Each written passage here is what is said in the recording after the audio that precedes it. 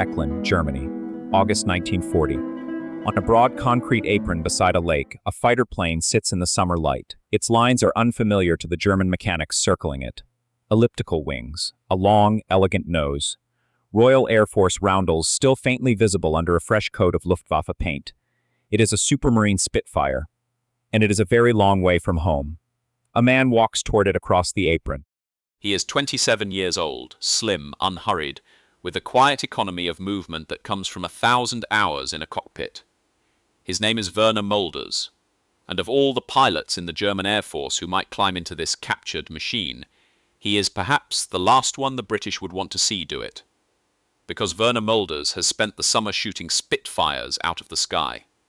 Now he is going to fly one.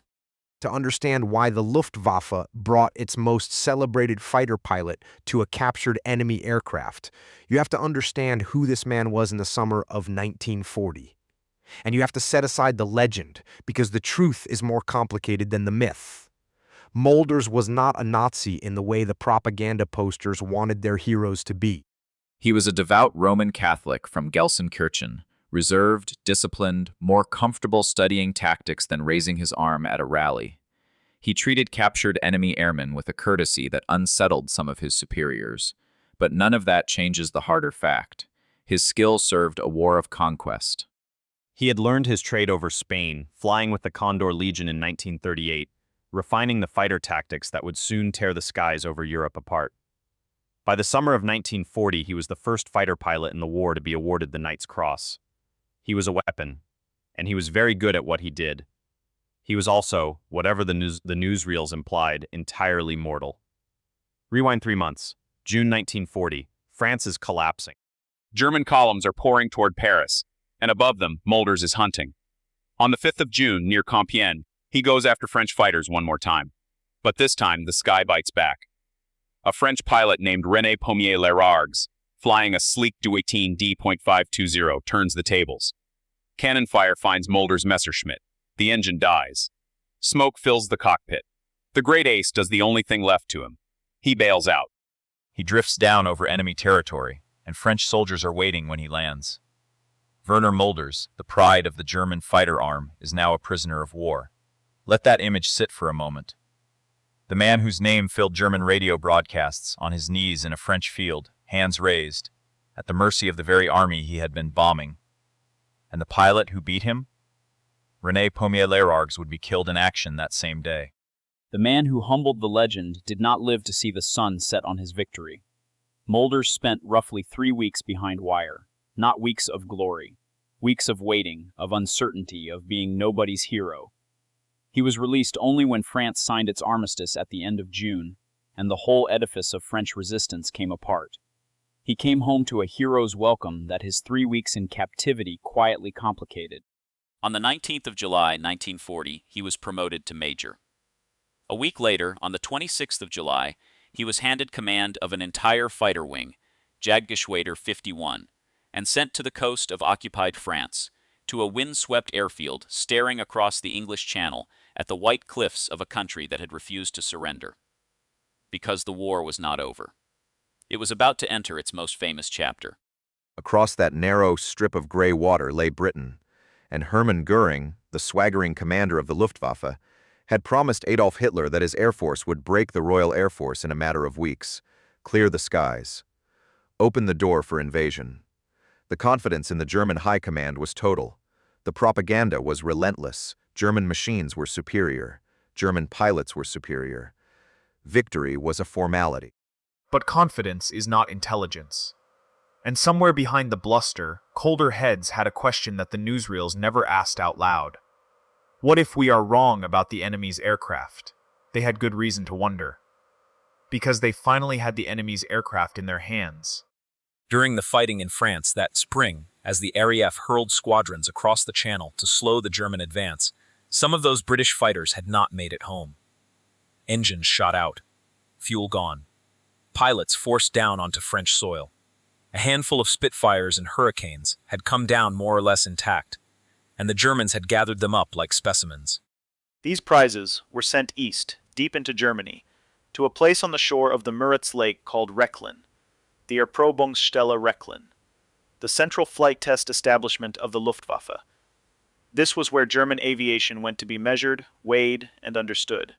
It answered, ultimately, to the technical office and its troubled chief, Ernst Udet, a former First World War ace now drowning under the impossible demands of running German aircraft production. At Rechlin, in that August of 1940, the Luftwaffe organized a formal comparative trial. Not a stunt, not a photo opportunity. A systematic professional evaluation. They would fly the captured British fighters against their own Messerschmitts and measure everything. Speed, climb, the tightness of a turn, the feel of the controls in a pilot's hands. And they wanted men who knew how these enemy machines behaved in a real fight. Men who had faced them at close range, at 300 miles an hour, with tracer fire streaking between them. Frontline pilots, aces. Which is how Werner Mölders came to be walking across that apron toward a captured Spitfire.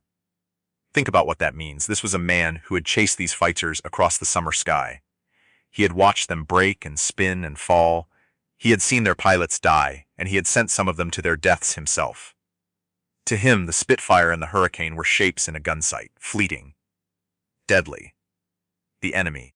Now one of them sat still and silent in front of him, its guns removed, its cockpit open, waiting. For the first time, he would not be trying to destroy it. He would be trying to understand it.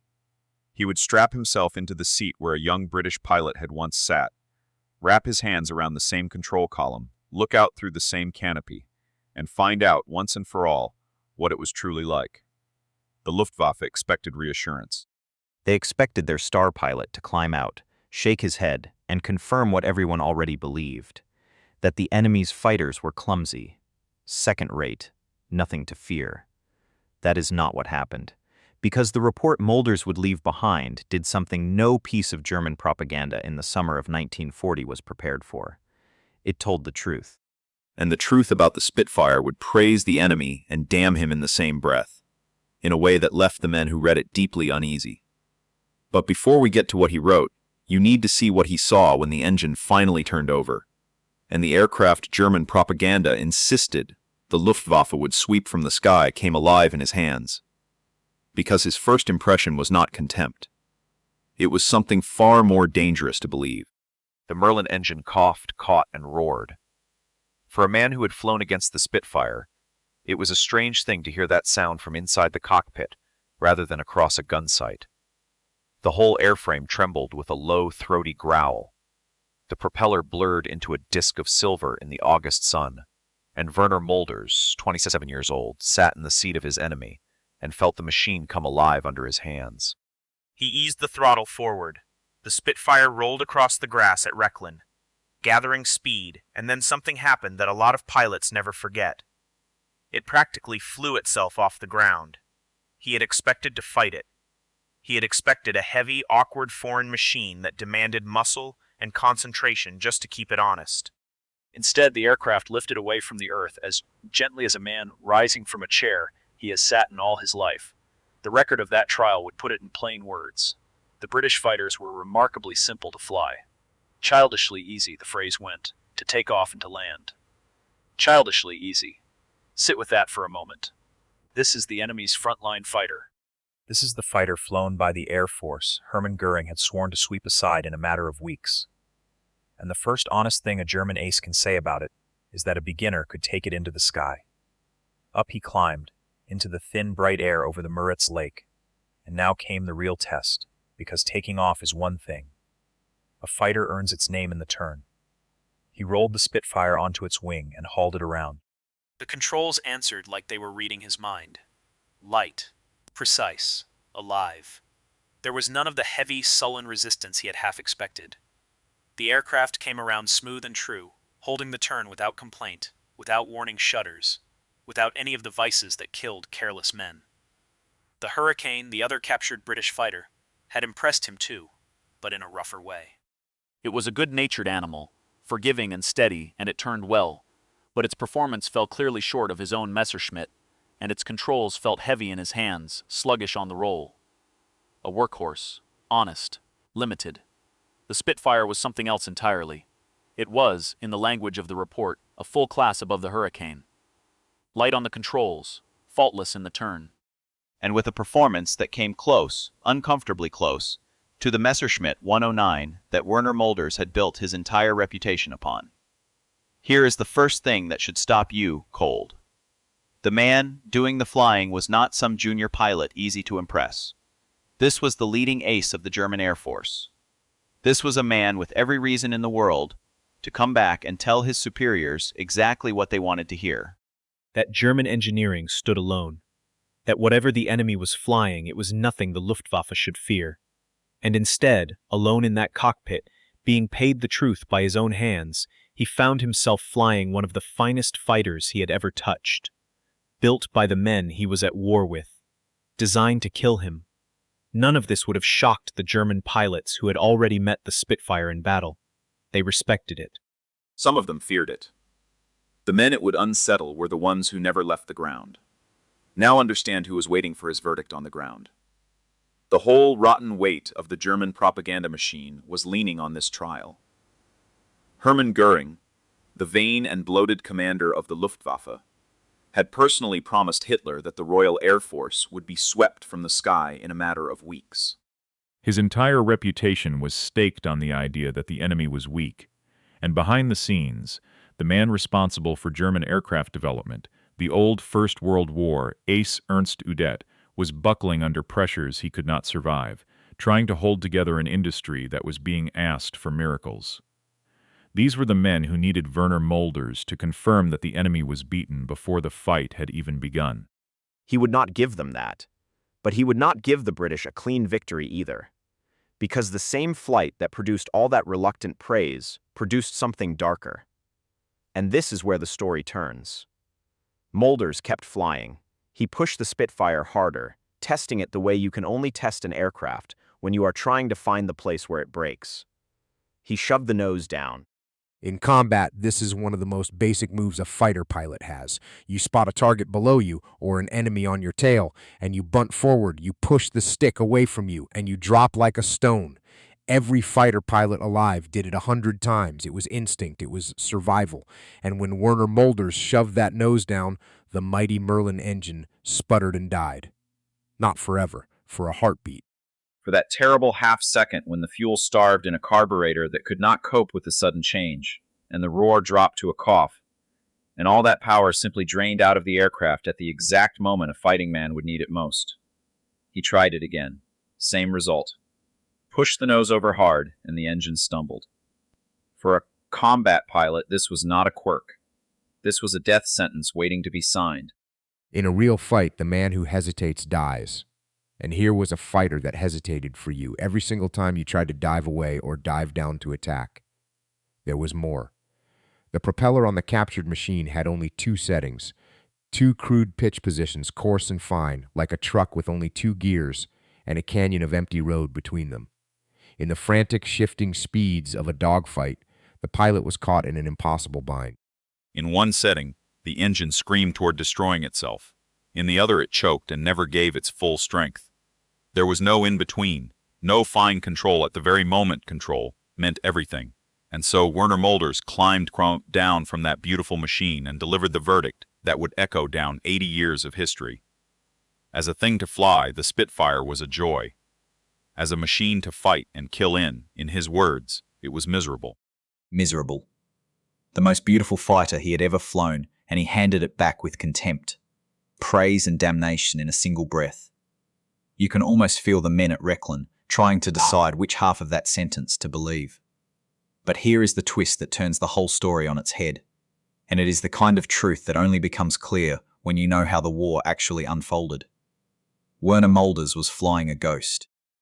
The Spitfire in his hands was an early machine, captured over France months before. It carried that crude 2-position propeller, and it drank the older, weaker fuel. It was, in every way that mattered, out of date the moment he sat in it, because across the Channel, the British were not standing still. In a desperate, all-out effort as the Battle of Britain loomed, the RAF was tearing the old propellers off its fighters and bolting on modern constant-speed units, the smooth, infinitely adjustable kind that erased the exact flaw Mölders had just mocked. By the middle of August 1940, that conversion was sweeping through the frontline squadrons. and their fighters were already burning a higher octane fuel that let their engines run harder and faster than anything the German trial had measured. The weaknesses Werner Mölders had just condemned were being fixed while he wrote them down. He climbed out of that cockpit, believing he had taken the measure of the enemy. In truth, the enemy he had measured no longer existed. The real Spitfires, the ones his young pilots would meet in the skies over Kent and Sussex in a matter of days, were faster, stronger, and deadlier than the tired old machine at Rechlin had let him believe. There is one weakness, though, that the British could not fix so easily. That stumbling engine, starving under negative force, would haunt RAF fighters for many more months, well into 1941. Before an engineer at the Royal Aircraft Establishment named Beatrice Schilling devised a simple fix, a small brass disc fitted into the carburetor that the desperate pilots would come to swear by, and the German pilots knew it. They learned to use it. When a Messerschmitt found itself in trouble, its pilot would simply bunt over and dive straight down, because his own engine, built with fuel injection, never missed a beat, and any Spitfire that tried to follow him down would feel its Merlin cough and stagger at the worst possible instant. That single difference, buried in the plumbing of two engines, would send young men falling out of the summer sky. So this was the true value of what Werner Mölders discovered at Rechlin, not a verdict on which nation built the better airplane. That question was almost meaningless, and the honest answer made both sides uncomfortable. What he found was a tactic, a crack in the enemy's armor narrow enough to slip a knife into. And as the summer of 1940 burned on, and the two air forces flung themselves at each other over the English Channel, the men who had gathered at that quiet lakeside test field would learn something that no comparative trial could ever put in a chart: that the best airplane does not always win, and that the war in the air was about to be decided by things Werner Mölders had never thought to measure. The report was written. The captured Spitfire was rolled back into its hangar at Rechlin, and 200 miles to the west the real war began.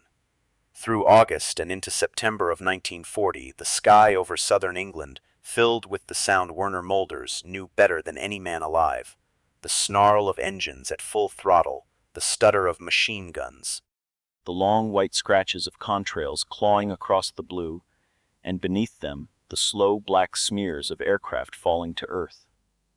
This was the Battle of Britain. And everything the Germans believed they had learned at that quiet lakeside test field was about to meet the truth. Mölders was in the thick of it, leading his fighter wing from the French coast, adding to his score of kills with the cold efficiency that had made his name. His young pilots already knew the trick. The trials only confirmed it. When a fight turned against them, they bunted over and dove, and their fuel-injected engines pulled them away clean, while any pursuing Spitfire's Merlin coughed and stumbled at the worst possible moment. The crack in the enemy's armor was real. The men at Rechlin had found something true, and it did not matter. Because the Germans had spent all their energy answering the wrong question. They had asked whose fighter is better. They had measured speed and climb and the tightness of a turn. They had catalogued the Spitfire's stumbling engine and its crude propeller, and none of it in the end decided the battle. The things that decided the battle were things Werner Mölders had never thought to measure, because you cannot feel them from inside a cockpit. Start with fuel. The Messerschmitt 109 was a superb fighter, but it was built to defend Germany, not to conquer England. It carried barely enough fuel to cross the Channel, fight for 10 desperate minutes over English soil, and turn for home before its tanks ran dry. German pilots learned to watch the coast of France, slide away behind them and count the seconds. Some of them ran out over the water. Some of them ditched in the cold gray channel and were never seen again. The finest dogfighter in the world is worthless if it cannot stay in the fight. Then there was the ground. The British were not flying blind. Along their southern coast stood a chain of tall steel towers, an early warning radar network that could see the German formations gathering over France before they even crossed the water. The RAF did not have to guess. It could send its fighters to the right place, at the right height, at the right moment. It was the first time in history that a nation had woven radar into a working system of air defense, and it multiplied the strength of every Spitfire and Hurricane in the sky. And there was something simpler still. Something no chart at Rechlin could hold. When a British pilot was shot down over England and managed to bail out, he floated down onto home soil. By evening, he could be back at his airfield, in another aircraft, ready to fly again the next morning. When a German pilot was shot down over England, he came down among his enemies, and if he lived, he spent the rest of the war behind wire, exactly as Werner Mölders once had in that French field. Every German loss was a loss forever. Every British loss might fly again tomorrow. Add it all together. Fuel that ran out. Radar that never blinked. A homeland that swallowed its enemies and gave its own sons back. This was the arithmetic that decided the Battle of Britain. And not one line of it appeared in the careful comparative trial that had measured the Spitfire down to the pound of thrust. By the end of that autumn, the Luftwaffe had failed. The Royal Air Force had not been swept from the sky. It had grown stronger. Hitler quietly shelved his invasion of England and turned his hungry eyes east toward the Soviet Union and the great catastrophe that would consume him. The confident promises of the summer had turned to ash. The enemy Goering had promised to crush had won its first great victory of the war, flying the very machine a German ace had called miserable. Werner Mölders never lived to reckon with any of it.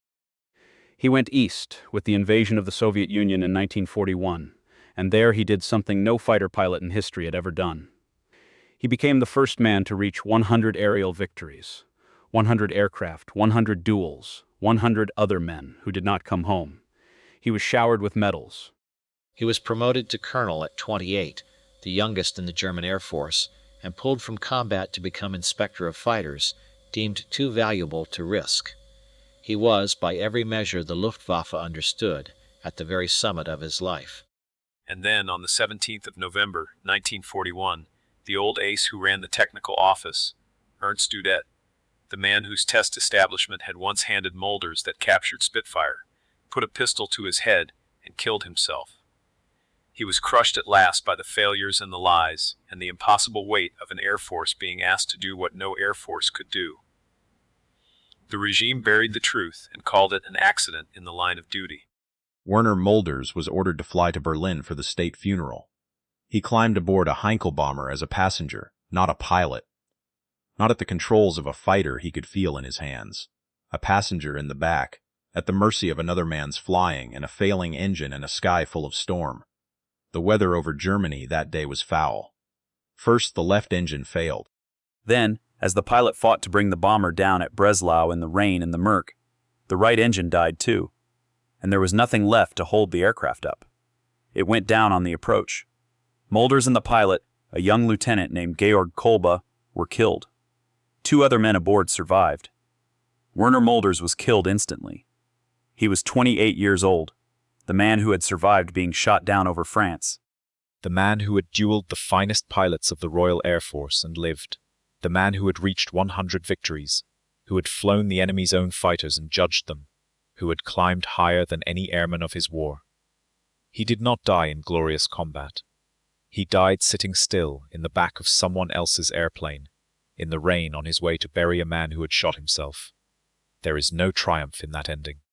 There is only the cold, indifferent truth of the machine and the weather and the war, taking a great pilot the way it took so many lesser men, without ceremony and without meaning.